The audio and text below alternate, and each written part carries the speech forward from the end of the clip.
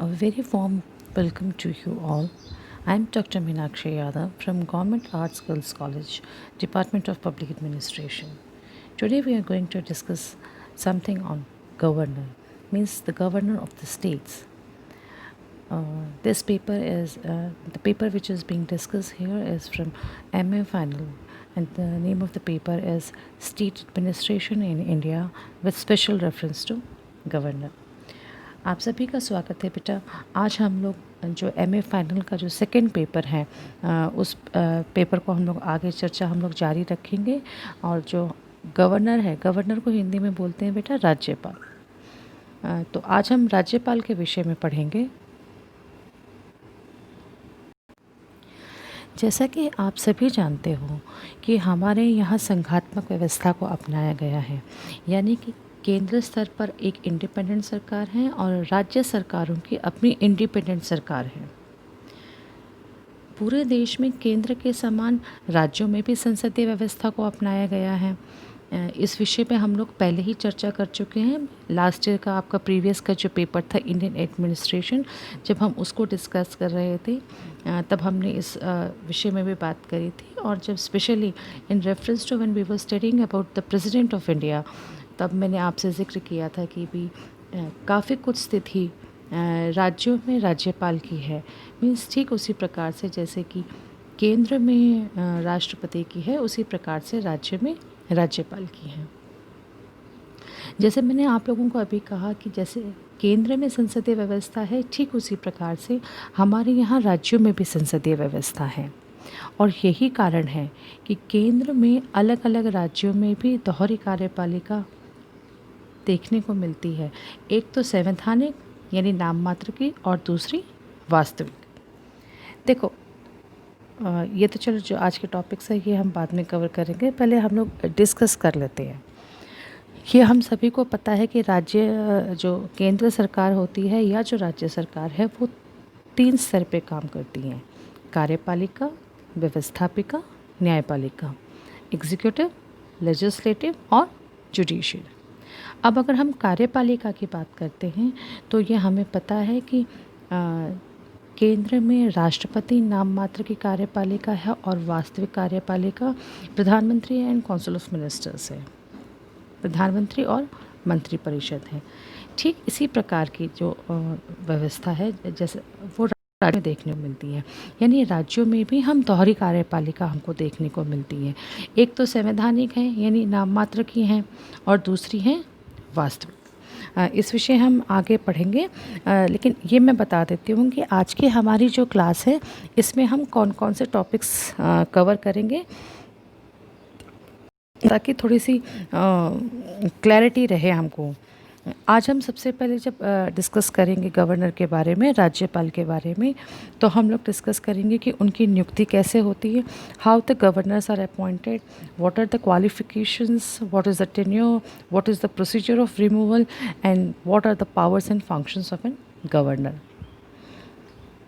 राज्यों में राज्यपाल की नियुक्ति किस प्रकार से होती है, कौन करता है, उनकी योग्यता के लिए, राज्यपाल की योग्यता के लिए क्या आधार है, उनकी जो कार्यकाल है, कार्यकाल को इंग्लिश में बोलते हैं बेटा टेन्योर, तो उनका कार्यकाल कितने वर्ष का है, उनको अपने पद से किस प्रकार से हटाया जा सकता है, और एक राज्यपाल की क्या शक्तियाँ व कार्य हैं, इन सब के बारे में आज हम डिस्कस करेंगे। जैसे कि मैंने अभी आपसे कहा था कि हमें सभी को पता है कि जो सरकार है, चाहे वो केंद्र स्तर पे है चाहे राज्य स्तर पर है, वो 3 स्तरों पे कार्य करती है: एग्जीक्यूटिव, लेजिस्लेटिव एंड जुडिशियल। और जो आपकी कार्यपालिका है वो संवैधानिक है यानी नाम मात्र की भी हैं और वास्तविक कार्यपालिका भी हैं। राज्य स्तर पर राज्यपाल संवैधानिक यानी नाम मात्र कार्यपालिका है, वह राज्य का प्रमुख होता है, और राज्य स्तर पर उसकी वही स्थिति है जो संघीय स्तर पर राज्यपाल की होती हैं। अर्थात राज्य प्रशासन का वास्तविक मुखिया कौन हुआ?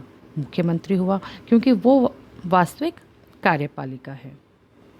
केंद्र के समान ही प्रत्येक राज्य में एक मंत्री परिषद होती है और राज्य स्तर पर वास्तविक कार्यपालिका कहलाती हैं।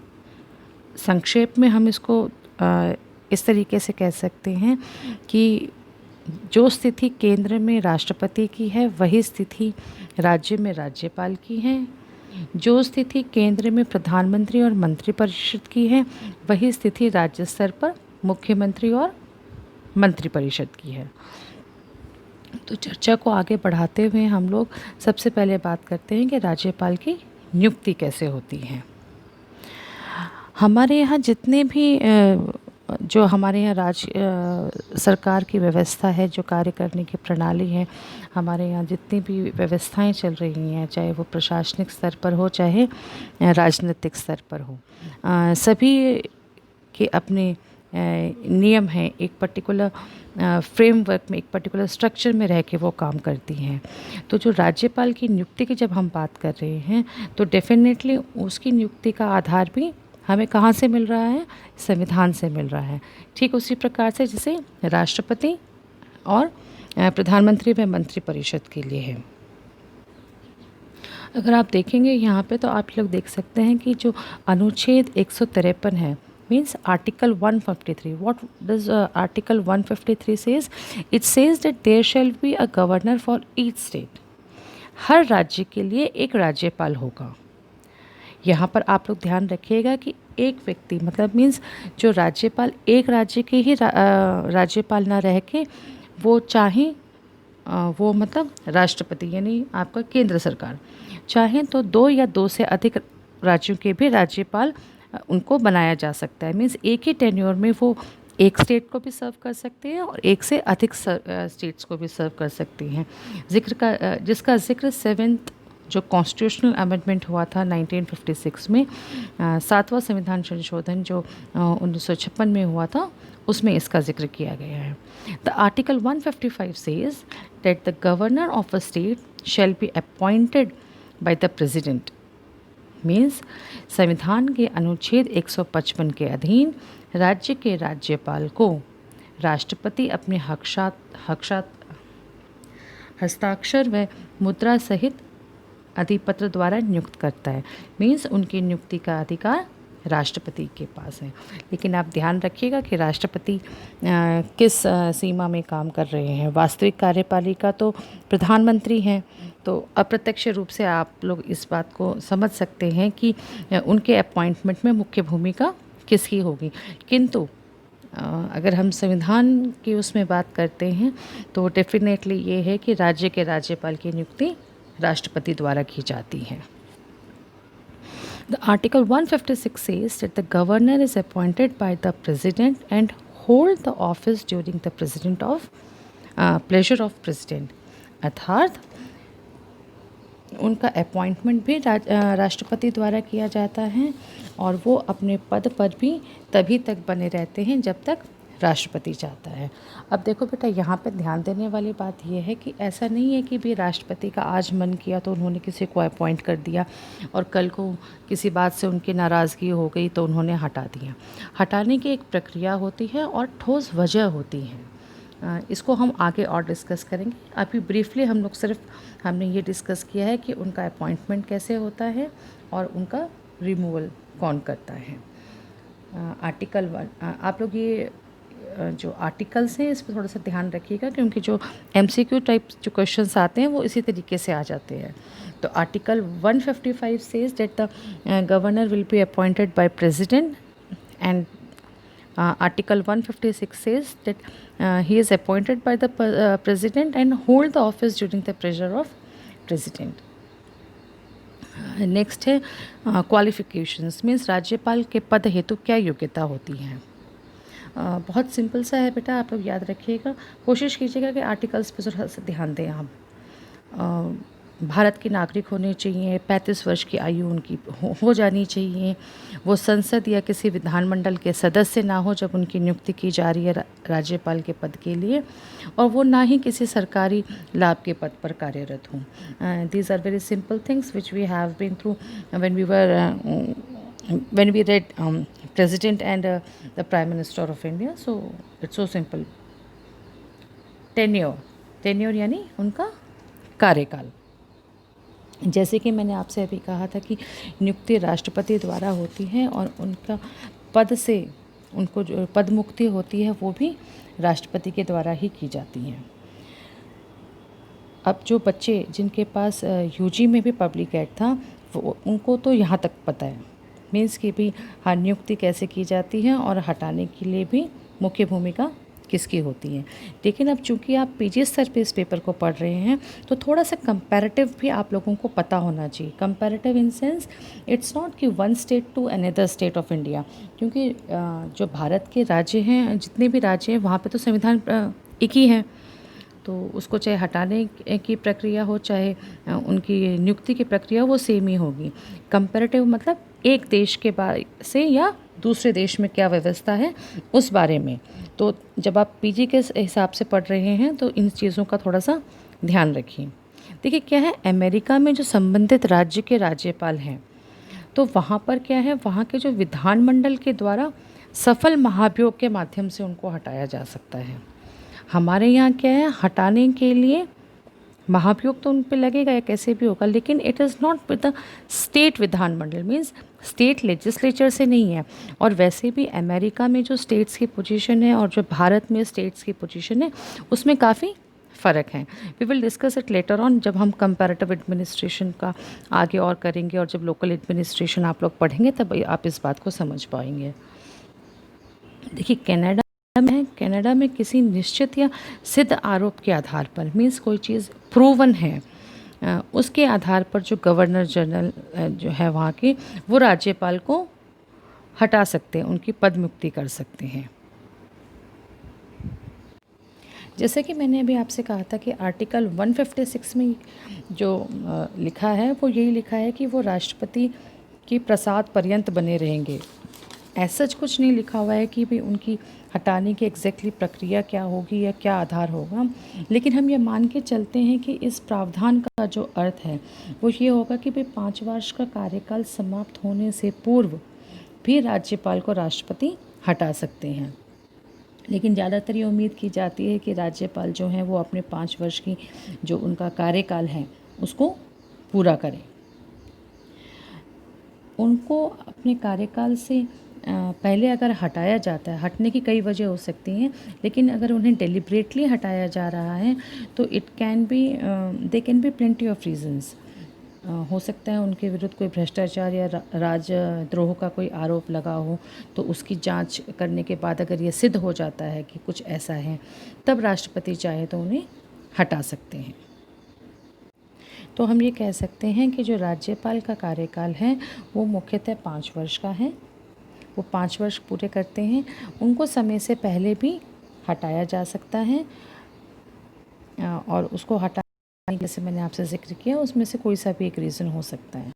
तो राज्यपाल को जो हटाने की जो प्रक्रिया है या जो वजह है, ख़ास तौर से वजह, ये बहुत ही कंट्रोवर्शियल रही है।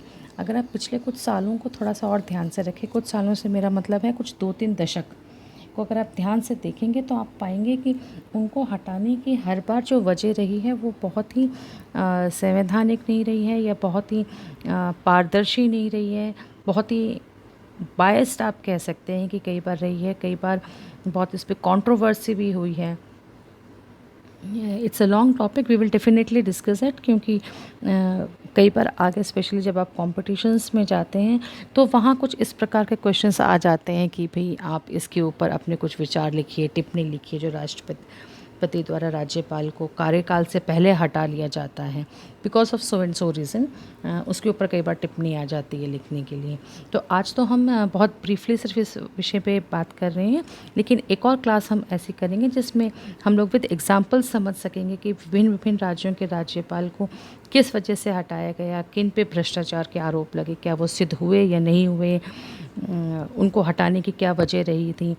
क्या एक वजह ये भी थी कि केंद्र में और राज्य में दोनों जगह अलग अलग सरकारें थी, इस वजह से हो गया। So it's a long topic, इसको तसल्ली से डिस्कस करेंगे बेटा आगे। तो अभी आगे सब हम लोग डिस्कस करते हैं what are the powers of governor, means राज्यपाल की क्या शक्तियाँ हैं। जैसे कि आप लोग नीचे देख सकते हैं, the executive powers of governor, legislative, financial, judicial and discretionary powers of governor. अर्थात कार्यपालिका, व्यवस्थापिका से संबंधित यानी विधायी शक्तियाँ, वित्तीय शक्तियाँ, न्यायिक शक्तियाँ और सविवेकीय शक्तियाँ। तो राज्यपाल की जितनी भी भिन्न प्रकार की शक्तियाँ हैं, इनको हम इस कैटेगरी में या इस टाइटल के तहत पढ़ेंगे। कई बच्चों को बहुत कन्फ्यूजन होता है कि मैडम हम ना एग्ज़ाम्स के वक्त या जब पढ़ते वक्त भी कंफ्यूज हो जाते हैं। पावर्स तो हमको याद रहती हैं, शक्तियाँ तो हमें बहुत याद रहती हैं, लेकिन हम कंफ्यूज हो जाते हैं कि कौन सी किस कैटेगरी में आएगी। ये बहुत कॉमन मेरे को बच्चों से अक्सर सुनने को मिलता है। तो थोड़ा थोड़ा मोटे रूप से मैं आप लोगों से ये कह सकती हूँ कि देखिए, जो एग्जीक्यूटिव पावर्स होती हैं उसमें ज़्यादातर अपॉइंटमेंट्स आते हैं, है ना। और जो लेजिस्लेटिव पावर्स हैं, विधायी शक्तियाँ हैं, वो विधानमंडल से संबंधित होती हैं। मीन्स उसका उद्बोधन करना, अपना भाषण देना, आपके जो नियम कानून बन रहे, जो बिल्स पास हो रहे हैं, वो लेजिस्लेटिव से संबंधित आ जाती हैं। इन्हीं दो में ज़्यादातर बच्चों को कन्फ्यूजन होता है। वित्तीय शक्तियाँ और न्यायिक शक्तियाँ तो बहुत क्लियर हैं।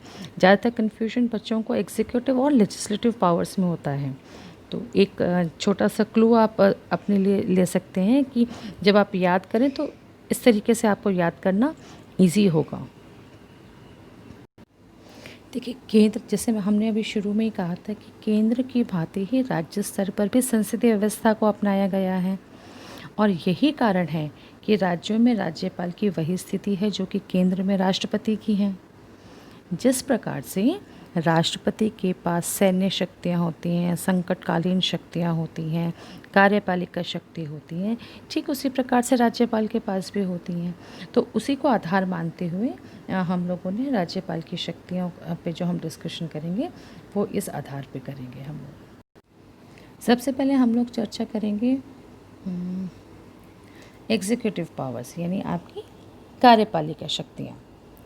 राज्य की जितनी भी कार्यपालिका शक्तियाँ राज्यपाल में निहित हैं, जिनका प्रयोग वह स्वयं या अपने अधीन अधिकारियों द्वारा करता है।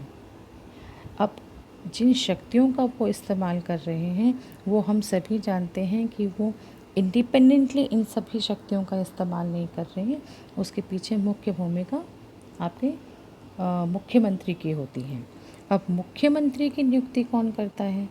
तो ठीक उसी प्रकार से जैसे राष्ट्रपति लोकसभा में बहुमत दल के नेता को प्रधानमंत्री पद के लिए निमंत्रण देते हैं, बुलाते हैं, ठीक उसी प्रकार से राज्य स्तर पर भी जो राज्य विधान मंडल है, उसका जो बहुमत दल के नेता होते हैं, उसको राज्यपाल मुख्यमंत्री पद के लिए निमंत्रण देते हैं और उनको अपॉइंट करते हैं। जैसे कि हमने कहा था कि संसदीय व्यवस्था के कारण राज्यपाल राज्य की नाम मात्र कार्यपालिका ही होता है। इस कारण राज्य के समस्त कार्यपालिकाएं जो कार्य होते हैं वो राज्यपाल के नाम से ही किए जाते हैं, किंतु मुख्य भूमिका मुख्यमंत्री की होती है। राज्यपाल राज्य में मुख्यमंत्री की, जो कि वास्तविक कार्यपालिका अध्यक्ष हैं, उसकी नियुक्ति करता है, जैसे फर्स्ट पॉइंट पे मैंने आप लोगों को बताया है। इसके अलावा मुख्यमंत्री की सलाह पर ही अन्य मंत्रियों की नियुक्ति की जाती है, जो कि यहाँ पर लिखा हुआ है, यू कैन से, देखिए आप, he and she appoints the chief minister and the other members of the council of ministers. He appoints the member of council of ministers only on the advice of chief minister. देखो बेटा, हमारी जो slides हैं वो मैं लिखती English में हूँ, लेकिन मैं आप लोगों को एक्सप्लेन पूरा हिंदी में करती हूँ। इसकी मुख्य वजह ये है कि मुझे भी पता है कि बहुत सारे बच्चे ऐसे हैं जिनका हिंदी मीडियम है पढ़ने का, लेकिन उसमें से कुछ बच्चे ऐसे भी हैं जो इंग्लिश मीडियम के हैं। तो हमें तो एक मिडवे निकालना है, हमें इस ढंग से आप लोगों को कुछ बताना, समझाना और पढ़ाना है कि जो इंग्लिश मीडियम वाले बच्चे हैं और जो हिंदी मीडियम वाले बच्चे हैं, उन दोनों को ही किसी प्रकार का नुकसान नहीं हो, दोनों ही समझ सकें। तो एक मेन रीज़न तो ये भी है कि जो इंग्लिश वाले बच्चे हैं वो इसको पढ़ भी सकते हैं, उनके लिए शॉर्ट नोट्स मिल जाते हैं, और एक्सप्लेन मैं हिंदी में भी करती हूँ। तो जो हिंदी भाषी हैं, जिन्होंने हिंदी मीडियम ले रखा है, वो उसको इस ढंग से भी समझ सकते हैं। दूसरा रीज़न ये है कि हिंदी वाले भी कुछ अंग्रेजी समझें, और जो इंग्लिश मीडियम वाले हैं डेफिनेटली हिंदी में they can understand also.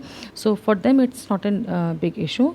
Hindi वालों के लिए ज़रूर थोड़ी सी प्रॉब्लम हो सकती है कि मैडम ये इंग्लिश में लिखा होता है तो हमें थोड़ा सा समय लगता है। तो आप वीडियो को पॉज़ कर लीजिए, पढ़ लीजिए उसको, स्लाइड को, और फिर आप उसको वापस प्ले करके अगर आप सुनेंगे तो आपको समझने में आसानी होगी बेटा। तो जैसे मैंने अभी आपसे कहा कि जो मंत्रिपरिषद में मंत्रियों की नियुक्ति होती है वो राज्यपाल ही करता है, लेकिन किसकी सलाह से? केवल मुख्यमंत्री की सलाह से। शुरू में मैंने आपसे कहा था कि जो एग्जीक्यूटिव पावर्स हैं, जो कार्यपालिका शक्ति हैं, वो ज़्यादातर उसमें क्या होता है, नियुक्तियाँ आती हैं, अपॉइंटमेंट्स आते हैं। तो उसी का मैंने आपको जो आपका थर्ड पॉइंट है इसमें, उसमें मैंने आपसे ज़िक्र किया है। ये देखिए, इसमें सारे हम लोगों ने ज़्यादातर इंक्लूड किए हैं अपॉइंटमेंट्स कौन कौन से राज्यपाल द्वारा किए जाते हैं।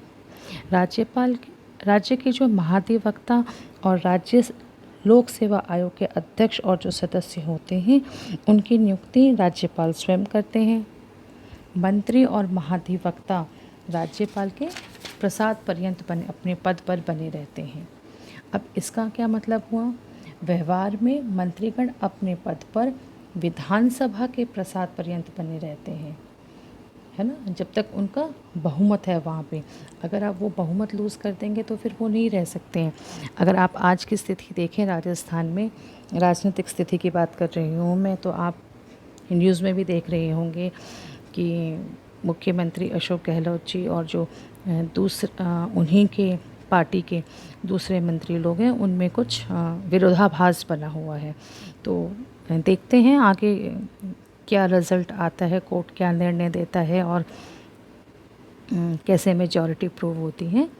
ये तो आप अपने आप को अपडेट कर लीजिए। इसको तो मैं अभी आज क्लास में जिक्र इसका नहीं करूँगी। It's an homework for you, enjoy your time. हाँ, अब जैसे मैंने आपसे कहा था कि जो नियुक्ति है, जैसे राज्य लोक सेवा आयोग के अध्यक्ष की और सदस्यों की जो नियुक्ति है वो राज्यपाल तो करते हैं, लेकिन यहाँ ध्यान देने वाली बात है कि उनको हटाने का अधिकार संविधान ने राज्यपाल को नहीं दिया है। उनको अगर हटाया जाना है, कोई रीज़न है उनको हटाने का, तो वो केवल राष्ट्रपति के पास है। अच्छा, एक चीज़ और कि जो राज्यों के जो उच्च न्यायालय होते हैं उनके जो मुख्य न्यायाधीश और न्यायाधीश की नियुक्ति होती है वो की तो राष्ट्रपति द्वारा जाती है, लेकिन राज्यपाल की उसमें अहम भूमिका होती है। राष्ट्रपति राज्यपाल से परामर्श करने के बाद ही उस पर्टिकुलर राज्य के जो राज्यपाल होते हैं जहाँ पे नियुक्ति की जानी है, उनसे परामर्श करने के बाद, सलाह मशवरा करने के बाद ही न्यायाधीशों की नियुक्ति करते हैं। सो ये आपको क्लियर हो गया कि जो एग्जीक्यूटिव पावर्स हैं उसमें क्या क्या होता है। राज्यपाल मुख्यमंत्री की नियुक्ति करता है। मीन्स कब करेंगे वो नियुक्ति? जब विधानसभा में बहुमत दल के जो नेता होते हैं उनको मुख्यमंत्री पद के रूप में वो निमंत्रण देते हैं और उनकी नियुक्ति करते हैं। मुख्यमंत्री की सलाह से वो मंत्रिपरिषद के सदस्यों की नियुक्ति करते हैं और वो साथ ही साथ जो दूसरे महत्वपूर्ण विभाग हैं राज्य के, जैसे कि आपके स्टेट सर्विस पब्लिक कमीशन है, स्टेट इलेक्शन बोर्ड है, इनके जो अध्यक्ष और मेंबरान होते हैं उनकी नियुक्ति भी राज्यपाल द्वारा की जाती है। Next is your legislative powers, यानी आपकी विधायिनी शक्तियाँ। ये हम सभी जानते हैं कि जिस प्रकार राष्ट्रपति भारतीय संसद का अंग है उसी प्रकार से राज्यपाल विधानमंडल का अंग है। देखिए, मैं बहुत बार आपको रिपीट कर रही हूँ इस सेंटेंस को, जस्ट आपको एक ब्रॉडर पिक्चर देने के लिए, एक कंपैरेटिव पिक्चर देने के लिए, क्योंकि अगर आपने राष्ट्रपति, लास्ट ईयर का जो आप लोगों का पेपर था इंडियन एडमिनिस्ट्रेशन, अगर आपने राष्ट्रपति वाला जो आपका टॉपिक था उसने आपको बहुत अच्छे से आपने समझा, तो ये वाला टॉपिक भी आपको समझने में दिक्कत नहीं आएगी। और वैसे भी आपको एक कंपैरेटिव स्टडी आनी चाहिए, तुलनात्मक आपके जो पढ़ाई करने का ढंग है वो भी अगर आपको आए तो इट्स अ गुड थिंग।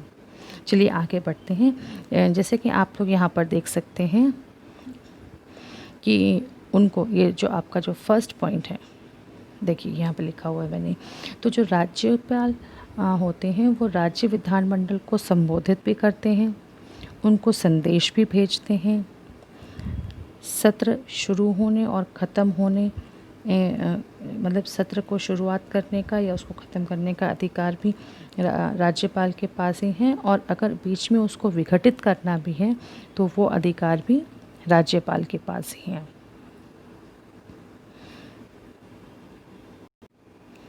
राज्यपाल अगर चाहे तो जो राज्य विधानमंडल के जो दो सदन हैं उन दोनों का एक जॉइंट वो भी सेशन भी ले सकते हैं। देखिए, ज़्यादातर जो राज्य हैं वहाँ पे केवल एक सदनात्मक विधानमंडल है, मतलब केवल एक ही असेंबली है। लेकिन कई जगह ऐसे हैं जहाँ पे विधानसभा भी हैं और विधान परिषद भी हैं। तो उस समय मीन्स जिन राज्यों में दोनों सदन हैं, द्विसदनात्मक व्यवस्था है वहाँ पे व्यवस्थापिका की, वहाँ पे राज्यपाल अगर चाहें तो एक जॉइंट सेशन उनका ले सकते हैं whenever he is addressing the legislature of the state legislature of that particular state. आगे इसमें लिख रखा है कि he can appoint one person of an Anglo-Indian community as a member of legislative assembly in case the community is not well represented. ये हम सभी जानते हैं कि राष्ट्रपति को भी अधिकार है कि राज्यसभा और लोकसभा में एंग्लो इंडियंस को अपॉइंट करने का। दो सदस्य अपॉइंट किए जाते हैं लोकसभा में और कुछ सदस्य राज्यसभा में मनोनीत होते हैं जो डिफरेंट फील्ड्स में अपने महारत हासिल करी होती है, चाहे वो स्पोर्ट्स है, चाहे आर्ट से है, चाहे आपका साइंस है, सोशल एक्टिविस्ट हैं, बहुत सारे जो फील्ड हैं उनके जो अनुभवी एक्सपीरियंस्ड लोग होते हैं जिन्होंने अपने क्षेत्र में एक विशेष योगदान दिया होता है, उनको राष्ट्रपति चाहे तो मनोनीत कर सकता है। तो ठीक उसी प्रकार से राज्यपाल भी ऐसे व्यक्तियों को मनोनीत कर सकता है जिन्होंने साहित्य, विज्ञान, कला, सहकारी आंदोलन या सामाजिक सेवा में विशेष ज्ञान या उनके पास कोई व्यवहारिक अनुभव हो। और एंग्लो इंडियंस का तो मैंने बता ही दिया है कि अगर ऐसा है कि भी उनको सही प्रतिनिधित्व नहीं मिल रहा है तो वो चाहें तो उनको अपॉइंट कर सकते हैं।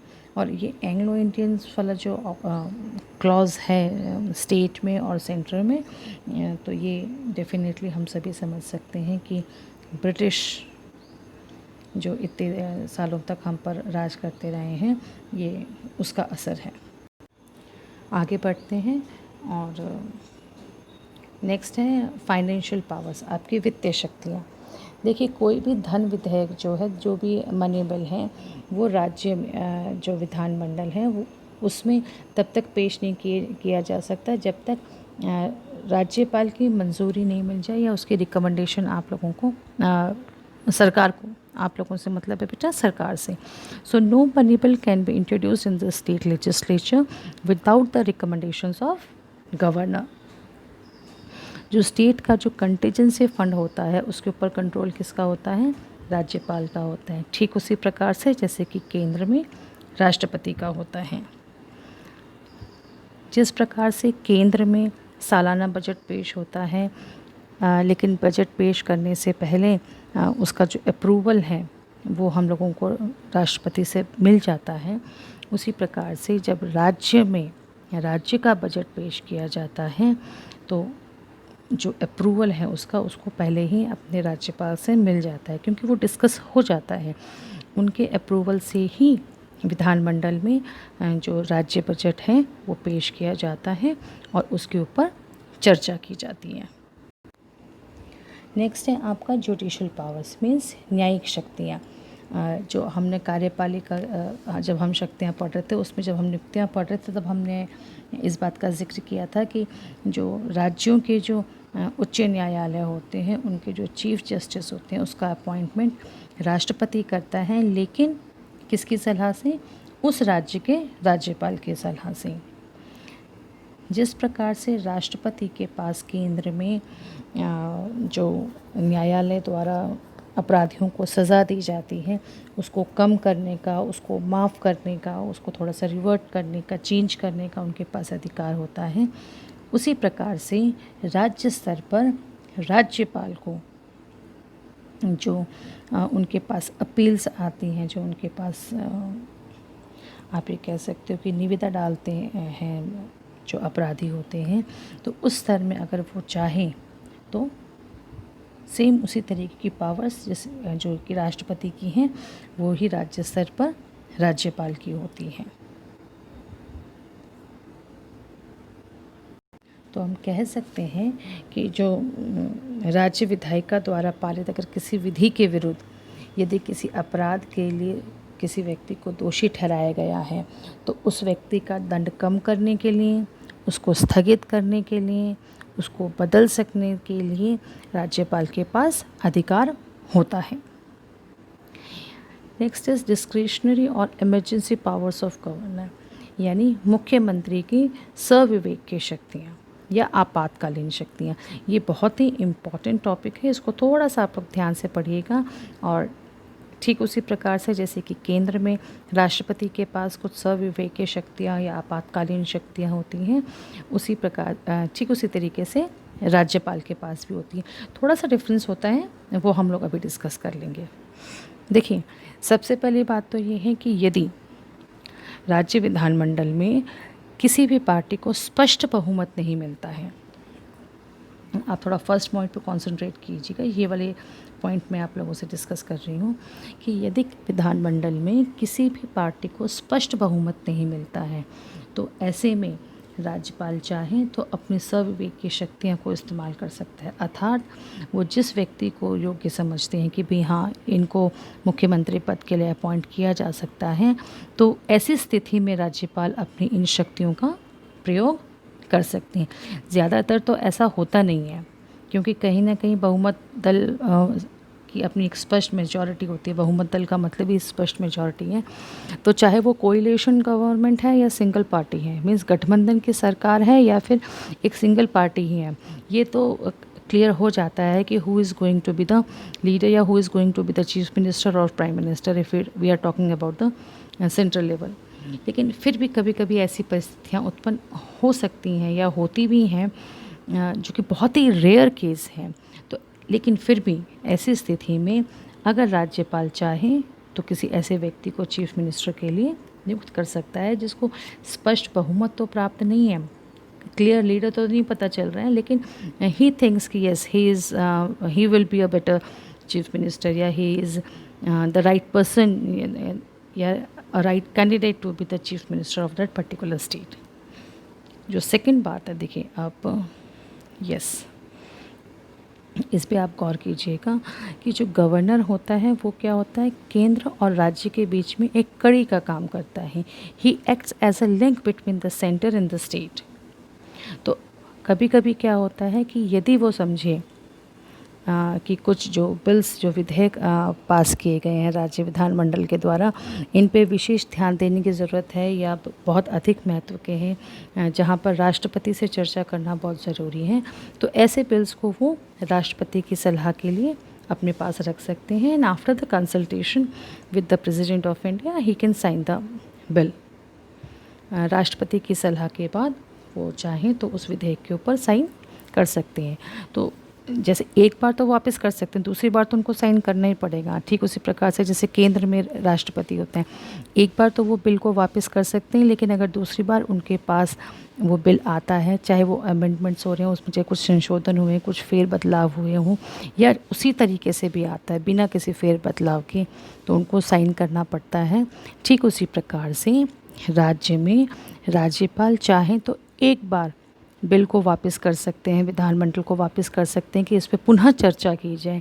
किंतु यदि अगर वापस आता है उनके पास, चाहे फेरबदल के साथ आ रहा है या उसी रूप में आ रहा है, तो उनको उसके ऊपर साइन करने पड़ते हैं।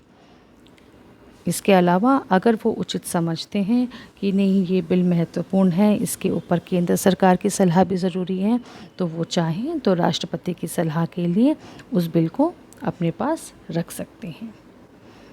The third point is that if he thinks that the state government is not functioning according to the law and order, so he can make an recommendation to the President of India for the president rule in the state। ये बहुत ही important है, ये आप समझ के चलिए बेटा कि ये कई जगह आता है, आपको इंडिविजुअल इसके ऊपर क्वेश्चन भी आ सकता है और शॉर्ट नोट्स भी आ सकते हैं आपको इसके ऊपर। जो संविधान का आर्टिकल है 356 है ना, जो ये कहता है कि भाई राष्ट्रपति शासन लागू किया जाएगा, इसका कई बार मिसयूज़ भी हुआ है। ये एक और चर्चा का विषय है। जैसे कि मैंने कहा था कि removal of governor is many times has been a topic of controversy and so is the same with the president rule। इसको भी हम एक क्लास में अलग से चर्चा करेंगे। आज हम सिर्फ जो हम लोगों ने हेडलाइंस दी थी उसका एक ब्रीफ मोटा मोटा हम लोग इसको क्लियर कर लेते हैं। तो संविधान के प्रावधानों के अनुसार यदि राज्य की स्थिति सही नहीं हो, जो कि राज्यपाल को लग रहा है, चाहे वो संवैधानिक स्थिति के उसमें हो या फिर उसको लग रहा है कि आंतरिक शांति को भंग हो सकती है, तो ऐसे में अगर वो चाहें तो राज्यपाल राष्ट्रपति को राष्ट्रपति शासन लागू करने के लिए उस राज्य में के लिए सलाह दे सकता है। अच्छा, एक चीज़ मैं और बता दूं कि जैसे हम लोगों ने कहा था कि अगर किसी पार्टी को स्पष्ट बहुमत नहीं मिलता है, कोई लीडर सामने स्पष्ट रूप से उभर कर नहीं आ रहे हैं जिनको मुख्यमंत्री बनाया जाए, तो राज्यपाल अपने स्वविवेक की शक्तियों को इस्तेमाल करके मुख्यमंत्री की नियुक्ति कर सकता है। यहाँ पर आप एक चीज़ ध्यान रखिएगा कि यदि वो पार्टी विधानसभा में या विधानमंडल में अपना बहुमत खो देती है तो वो चाहें तो डेफिनेटली उसको ये अधिकार है कि वो विधानमंडल को पदमुक्त कर सके, अपदस्थ करने की शक्ति राज्यपाल के पास है। The power of dismissal of the cabinet lies with the governor.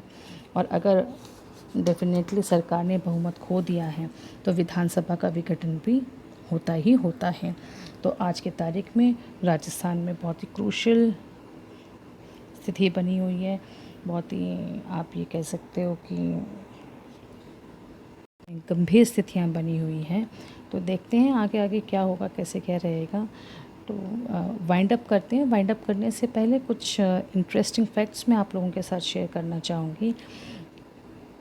Bharat की जो प्रथम महिला राज्यपाल थी वो थी श्रीमती सरोजनी नायडू। सरोजनी नायडू जब हमारा देश आज़ाद हुआ था उस वक्त उत्तर प्रदेश की गवर्नर बनी थी और वहीं पर उन्होंने अपना जो 2 साल का मृत्यु से पहले का जो उनका समय था वो उन्होंने वहीं पे निकाला। So the first women to become the governor of the state in India वो सरोजनी नायडू। अब अगर हम, चूँकि हमारा स्टेट एडमिनिस्ट्रेशन का पेपर है and that too in the special reference phase Rajasthan, तो राजस्थान का जिक्र करना बनता है। जो प्रथम स्वतंत्र भारत में राजस्थान के राज्यपाल थे वो थे राज प्रमुख महाराजा मानसिंह द्वितीय। और ये हम सभी जानते हैं कि प्रतिभा पाटिल जी न केवल भारत की पहली महिला राष्ट्रपति थी वरन वो राजस्थान की भी प्रथम महिला गवर्नर थी। और कलराज मिश्र जी आज की तारीख में हमारी गवर्नर हैं। इससे पहले वो हिमाचल जो प्रदेश है हमारा वहाँ पर गवर्नर के रूप में काम कर रहे थे, वहाँ से इनका यहाँ पर इनका पद स्थान किया गया है। तो लास्ट में आई एम सॉरी यस, आज हमने क्या डिस्कस किया? आज हमने डिस्कस किया कि गवर्नर की नियुक्ति कैसे होती है।